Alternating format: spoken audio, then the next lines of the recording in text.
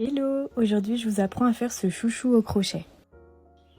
Vous allez avoir besoin d'un crochet, d'une pelote de laine et d'un élastique.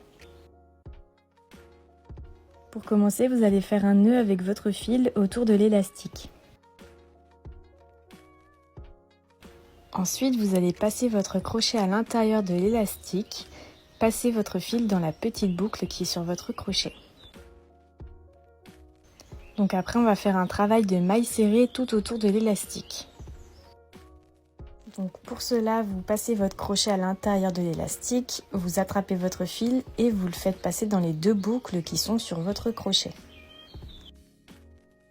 Donc vous allez répéter cette opération tout autour de l'élastique jusqu'à ce qu'on ne le voit plus.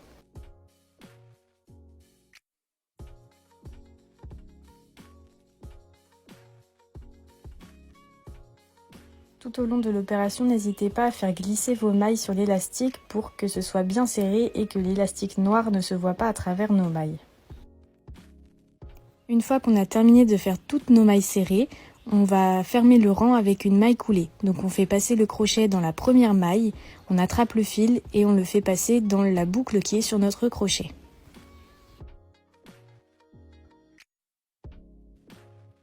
Ensuite, on va venir faire 2 mailles en l'air. Puis on va faire un travail de double crochet dans chaque espace qu'on a créé en faisant nos mailles serrées. Pour avoir l'effet ondulé de notre chouchou, on va venir faire 2 doubles crochets dans chaque espace.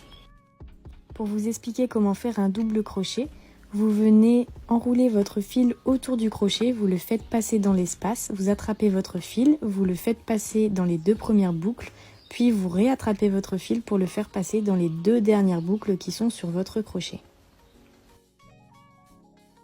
Vous allez répéter cette opération tout autour de l'élastique et on se retrouve à la fin du rang pour la suite.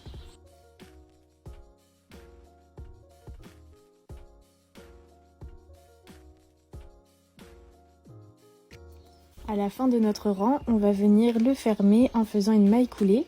Donc on passe le crochet dans la première maille, on attrape notre fil et on le fait passer dans la boucle qui est sur notre crochet. Ensuite, on va venir faire 2 mailles en l'air. Et enfin, on coupe notre fil et l'élastique est terminé. Voilà le résultat. N'hésitez pas à me dire si ce genre de tutoriel vous plaît et si vous avez d'autres idées de tutoriels de ce genre.